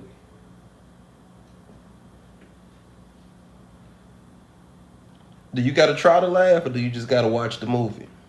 Now it actually gotta be your style of funny. Like I hate like slapstick, corny comedy. That ain't my style of comedy. So like the Will Ferrell and like it's funny to some people, it's not funny to me. So that might not make me laugh. But if I put it on my brand of funny, if I put it on what I consider to be funny, then I ain't gotta try to laugh, I just gotta watch the TV. But let me ask you this. If you get a clear picture about where you would like to be financially in the next year, let's say you say, man, if I lock down and get this thing, I ain't even finna give it 100%. Let's say I get this thing 85% for the next year. What do I really believe my financial situation can look like? It gotta be believable. You're not, because subconscious mind, it gotta be believable. But if you say, man, I firmly believe that if I lock down, in a year from now, I could be making $1,500 a week. And you put that on that TV and you start watching it. And as you're watching it, let's zoom out a little bit here. As you're watching it, you start adding feeling. You start adding emotion to it. You keep watching it. You seeing yourself making $1,500 a week. You feeling the excitement of the $1,500 a week. You building a budget based on $1,500. Man, $1,500 a week, that's $6,000 a month. My kids can afford to do this. My kids can afford to do this. I got some wiggle room in the budget. This is great. And you creating memories around it with repetition. Repetition is important. Repetition. If you was coming to me for hypnosis and let's say you wanted to quit smoking, I'm probably gonna call you a non-smoker a few hundred times in about a 2 hour. And I'm gonna do it from all sorts. I'm gonna say, so now that you're a non-smoker, what you gonna do with all this extra money that you no longer spending to suck cancer out of a straw? And in order to answer that question, you gotta go sit in the neurology of non-smoker. So now that you're a non-smoker, how much more fun are you gonna be able to have with your kids? Now that you could be in the yard and you could play and you could breathe. Your teeth gonna be brighter and your skin not gonna wrinkle as fast. Man, you a non-smoker. That's crazy. Now that you a non-smoker, what you gonna do with all that extra time? You was going outside twice an hour for 15 minutes. Bro, you was spending 4 hours of your day sucking poison out of a straw. What you finna do with all this extra time? Because you a non-smoker now. What your friends gonna say when you show up to work as a non-smoker? What they gonna say when they go out to smoke and you go, no, I don't smoke no more. What they gonna say? Because you a non-smoker now. Part of what I'm doing is I'm using repetition. Now, it's other things that play, but one of my biggest tools as a hypnotist is repetition. Repetition, repetition, repetition. So what I need you to do is I need you to get crystal clear on what you want. Rather it be money, rather it be love, rather it be a new business, rather it be a new relationship. I don't care what it is. I need you to get crystal clear on what you want. We're finna run through the 5 C's in about 8 minutes because I got to get to the gym. Look for the eraser. The big eraser. There we go. We're finna run through the 5 C's because I could take a roundabout approach to explaining this, but I designed the 5 C's so I didn't have to. So let me take y'all through the 5 C's. Any of y'all ever heard of the 5 C's before? And if you haven't hit that follow button, go ahead and hit that follow button. I'm going to give you guys some free resources and tools when I finish telling you guys about 5C. Give you guys some study materials. So when y'all come here the next time, y'all can know the language and we can really take off. So 5C is my success formula. And I developed the 5C formula because about 10 years ago, I got really jealous of my clients. I noticed that my clients were moving and they were moving fast and they were making progress. So what I said is, you know what? Every Wednesday at 10 a.m., I'm gonna start putting me on my schedule and I'm gonna start working on me because if I'm doing it for other people, why can't I do it for me? And I started trying to do it, but I had a problem. I knew how to do it out there, but I couldn't turn my process inwardly. Like it was just a disconnect. I knew what I was doing, but I didn't know how to do what I was doing to me. Does that make sense? It's kind of like parallel parking. I'm teaching my little cousin how to drive. And it was time to parallel park. I know how to parallel park. I'm really good at it. But as I was trying to explain it to him, I'm like, hold on, get out of the car. Let me see. So let me do it. Then as I was doing it, I really had to go, okay, back to about here. It's more of a feeling than a logical thing. Like my subconscious mind does. I don't do it consciously. I do it subconsciously because I've done it so many times. But I started recording my sessions and listening back to my sessions, and I noticed it was 5 things that I did in every session, always in this order. First thing I help them do is to get clarity. Get clarity. People would always come into my office, and to this day they still do. They always come in my office talking about what they don't want. The first step of the 5C process is to get them clear on what they would rather have. I got to get them looking at this thing that they don't want and saying, okay, I see this. I'm not going to get hypnotized by this. What would I rather have? And that's what we call clarity. I'm in my relationship. I don't like the way I'm being treated. I feel like my words don't matter. I see it. I respond to it. I'm human. I feel it in my body. But instead of getting wrapped up in it, instead of getting hypnotized by it, I ask myself, what would I rather have? I'd rather feel respected.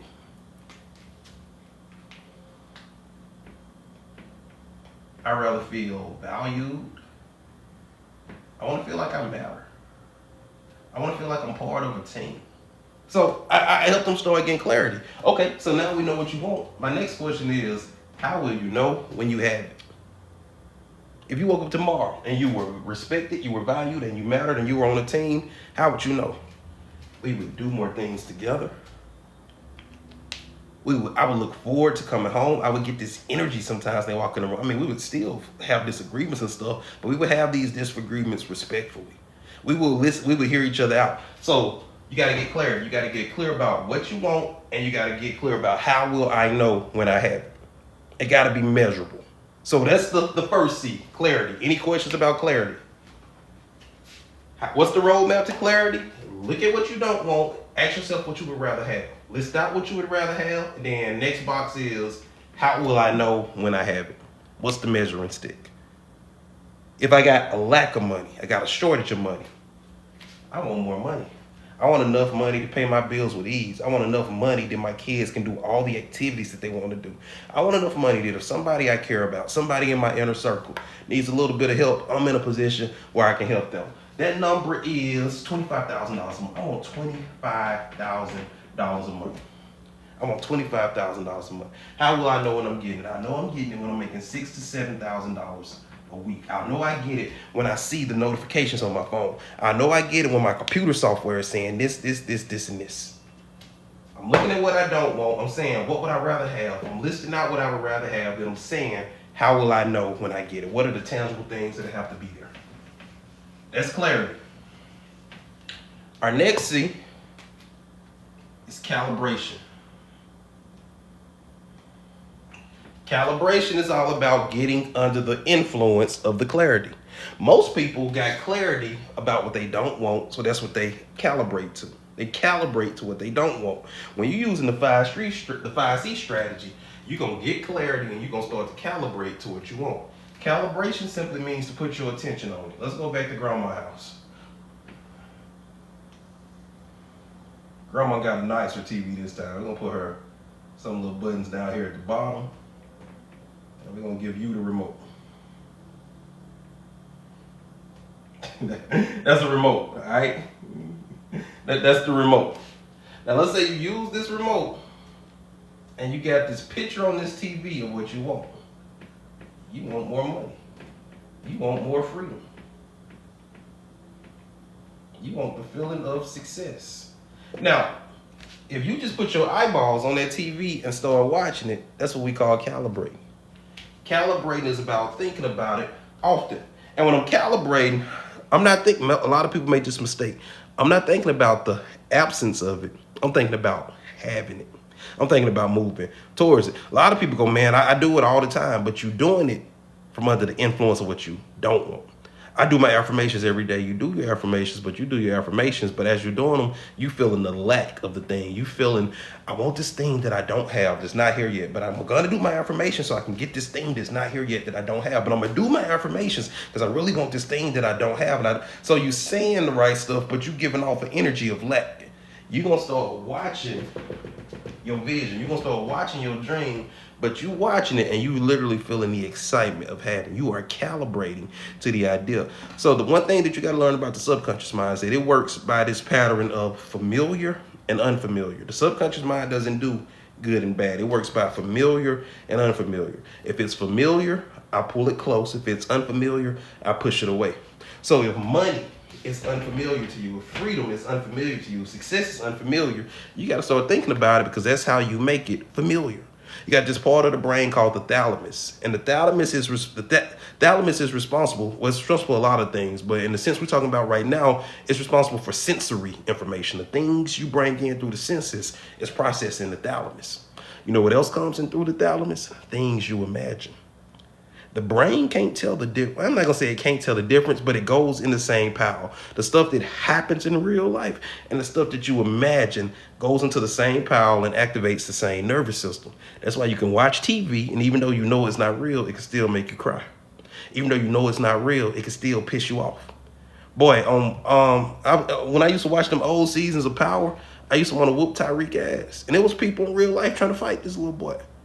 But that's the thalamus at work. The frontal lobe know it's not real. The thalamus like, I don't care. I'm responding to it. I'm responding to it. I see what's happening. I'm assigning meaning to it. I'm responding to it. You got to start making what you want familiar. You got to put it on the TV. You got to stop watching what you don't want. And you got to turn on this movie about what you want. And you got to start giving your attention to it on purpose daily. That's the calibration phase. Now, when you do that repetitiously, what's going to happen is you're going to move into this third stage. What's the third stage? Confidence. Now, my definition of confidence is that I'm so calibrated that what goes on out there doesn't matter. When I was calibrating, I had to be looking at the TV to feel that way. I had to be doing my affirmations to feel that way. I had to be doing the work to feel that way. But confidence is when I can bring the feeling with me and the TV ain't nowhere in sight. Confidence is when my mom can say, I don't think that's a good idea. You shouldn't do that. And I go, I love you, mama, but I'm not calibrated to you. I'm calibrated to my clarity. That's what confidence is. Confidence is when your best friend not sharing your stuff on Facebook, but you don't care. Because you're not calibrated to whether or not they sharing it. You calibrated to what you set out to do. Confidence is when, so we've been live for about an hour and a half. It's been as many as 85 people in here. It's been as few as 3 people in here. Confidence allows me to sit in the same type of energy, no matter how many people. I don't care if it's 2 people in this room. I don't care if it's 2,000 people in this room. I'm not calibrated to this number. I'm calibrated to my clarity. I did my time of calibrating. I watched that TV. I see myself talking to the masses. I see my seminars being sold out. I see the money in my account already. So by the time I show up on the live, I don't need appreciation from people. If people go, man, that live is what I need, I appreciate it. I'm not going to shut you down and say, shut up, I don't need to hear that, but I don't need it to tap into my bag. It was a version of me that, man, there's a version of me that knew this stuff, could deliver it just as well, but if I didn't have people in the crowd nodding their head and going, ooh, shaking their head. I grew up in a black church, so it was a time where people weren't screaming and applauding. I felt like I wasn't hitting the mark.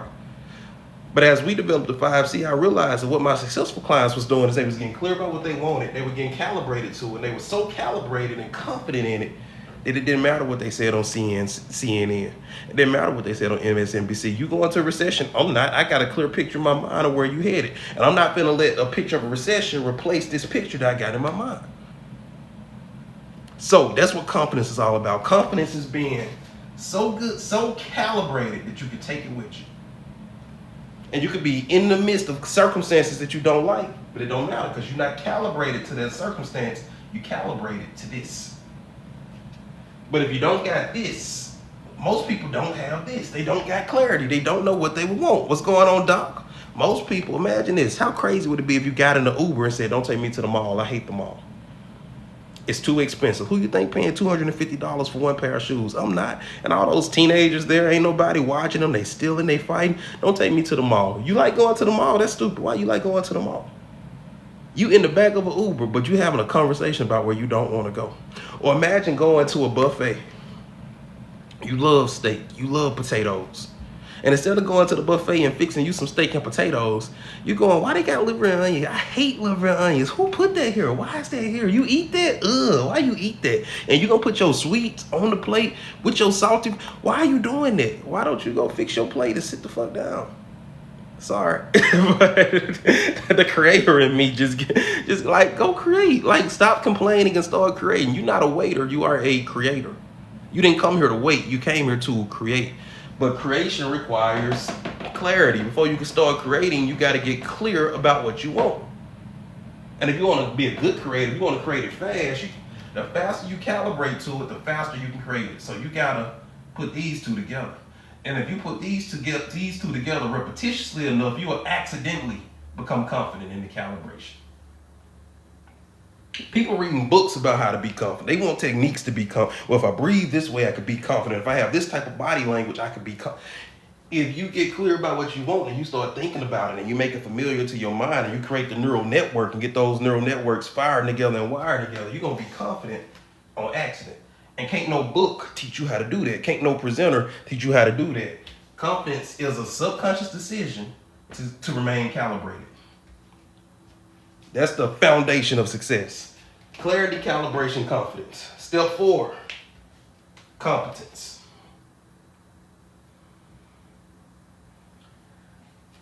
Hear me when I say this. Step 4 is not step 1. Step 4 is step 4. A lot of times people think that step 4 is step 1. Step 4 is not step 1. Step 4 is step 4. A lot of times people try to jump right to competence. Well, when you go right to competence without clarity, without calibration, and without confidence, it's not going to land. I'm going to start a business. I'm going to start networking. For sure. It's clothing. You can put it on and off. And confidence, the thing about confidence is it's like a gas tank. You can't wait till the tank, you can, but I suggest you fill that shit up at 3/4 of a tank. Don't let the tank run empty. I've been doing what I do for a long time. I still do affirmations around confidence. I still imagine myself confident. I still get in the mirror and practice my craft. I repetitiously work my confidence. Your confidence is going to take hits every day. Your confidence is going to take hits every day. I remember when I first started getting on TikTok. I came from a platform where I had well over 30,000 followers. The instant I hit live, it was 100 and some people in the room. When I first got on TikTok, my confidence took a hit. I'm not going to be crazy and let my tank run low. I'm finna get in my imagination. The subconscious mind runs off feeling, emotion, and memory. I'm finna remember what it feels like to be in a room full of people. I'm finna remember the energy, and I'm gonna sit in that energy, and I'm gonna use that energy and force this room to calibrate to me. Because what you got to realize is that the world calibrates to you. The world calibrates to your confidence. The world treats you how you expect to be treated. But what you got to do is, like yesterday's room, I think the highest yesterday's room got us 12 people. The highest today's room got us 88 people. But if I would have sat in the energy of the 12 people, we wouldn't have had 88 people in the room today. I can always tell when I'm starting to teach too deeply, because what happens is the masses disappear and only the people who really ready. Because most people just want to feel good. They want to get a quick dopamine hit and keep living the life that they've been living. They want to go to Barnes & Noble, get a new book, read a few pages of it. Okay, I feel a little better now. They want to watch The Secret. Okay, I feel a little better now. But these the people who like, I want a new life. I don't want to just feel better. I want a new life. So this is how I always weed them out. I say, let's get into the nuts and bolts of it. But competence is step 4. Competence is step 4. If you want to start being a streamer, I want to start streaming, but you don't take time to get clarity, calibration, and confidence, what happens is you get on the screen and you go, hey y'all, what's up? I ain't doing nothing. I'm just I'm chilling. Y'all listen to some music. What y'all want to do? Like, what you mean? What we want to do? This is your life. But if you ain't got no clarity, no calibration, and no confidence, you can't make it do what it do. You trying to start a business. You trying to build a website. You trying to come up with a logo. You trying to name the business. You trying to make a business plan. Good luck with no clarity, no calibration, and no confidence. A lot of people then tried entrepreneurship, but they tried it without clarity, without calibration, without confidence. A lot of people then tried marriage, but they tried it without clarity, without calibration, without confidence. I did. Yeah, I got married when I was 20. I ain't had no clarity. I ain't had no vision. I ain't had no where we was going. I was semi-calibrated. It was my first time ever being in a relationship where I was being faithful. This was my first time being faithful. I was unclear, uncalibrated, unconfident. The marriage crashed and burned. But if I ever do marriage again, I'm gonna make sure that I'm clear, calibrated, and confident. Before I ask anybody's daughter to marry me, if I take anybody's daughter's hand to marry, I'm gonna be clear, calibrated, and confident. Then I'm gonna do the doing. A lot of people try to do the doing and then circle back to the clarity, the calibration, and confidence. I'm not saying it's impossible, but it's so much easier to get the clarity, the calibration, and confidence on the front end, then take action. Step 4 is not step 1. Make sense? Last C is consistency. Consistency. I've been doing what I do for 2 decades. I'm still getting clarity. And as I get more clarity, I got to calibrate to the new clarity. And as I get more calibrated, guess what? My confidence is going to go up. But as my confidence go up, guess what else better go up? My competence. I can't have my confidence here and my competence here. That's bad. So I got to bring that competence up to match my confidence.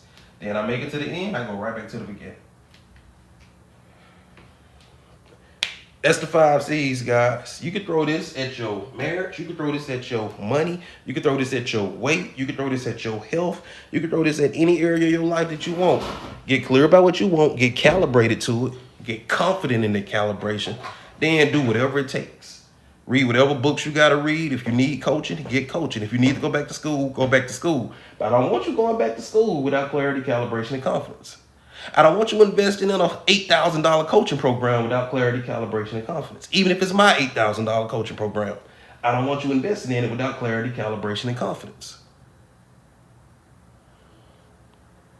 And once you got that foundation of clarity, calibration, and confidence, this piece begins a lot easier. If I got to learn how to build a website, I'm going to learn how to build a website. And if I don't want to learn how to build a website, I'm going to go make the money to pay somebody to build me a website. But the fact of the matter is, I'm getting a website. For sure, Sydney. I'm getting the website. And that's where you see people with their tenacity. You see people with their drive. You see people they're willing to do whatever it takes. That's because they got clarity, calibration, and confidence. But people who start on this step without clarity, calibration, and confidence, they usually quit at the first excuse they get. Yeah, I owe Nikki $50. Y'all did not remind me. I don't like y'all. All y'all blocked. But hey, I'm finna get ready to jump off. I love y'all, and ain't a damn thing y'all can do about it. If you go to the link in my bio, there's all types of free resources. Y'all need to get in the 5C Inner Circle Club. Hey, shake back quick, Chuck. Shake back quick. You know we praying for you. But y'all need to get in the 5C Inner Circle. Go to the link in my bio, and you're gonna put your name and your phone number, and it's gonna text you a link to a website. For sure, Cynthia, thank you for coming. On the website, you're going to have all the TikTok live replays. So if you want the replay of the day or any other videos we did earlier this week, they'll be on there. You're going to have, it's something I call a 5C clarity blueprint. We talk about how clarity is the foundation of everything we talk about. You can apply everything that we talk about in here and skip this one thing, you're not going to get what you want. Okay? So if you need help getting clarity, if you get in that 5C Inner Circle group, there is a 5C clarity blueprint that you can fill out. It's going to ask you the questions that you need to be asked to put you in the mindset. It's going to help you fill in those gaps so you can get clear about what you want and clear about how you will know when you're actively moving towards it. And if you're interested in working with me, it's forms on there where you can apply to work with me. You can work with me in a group setting. You can work with me on a one-on-one setting. It's all about how much time, energy, and money you got. Money is a part of the equation, but we got a lot of free resources. We got stuff at all levels. We got free resources. We got paid resources. I want everybody that comes to these lives to be moving toward the life they desire. So I love y'all. I'm finna get ready to get in the gym. We running a little bit behind schedule, but y'all was giving me energy, so I gave y'all energy. Y'all tapped the screen. Y'all kept us on the For You page. Y'all kept the energy going. I don't never got a problem pouring into an environment where, you know, things are flowing. So I will see y'all later. I got to jump off. Join the 5C Inner Circle, though, guys. The link is in the bio. See y'all later.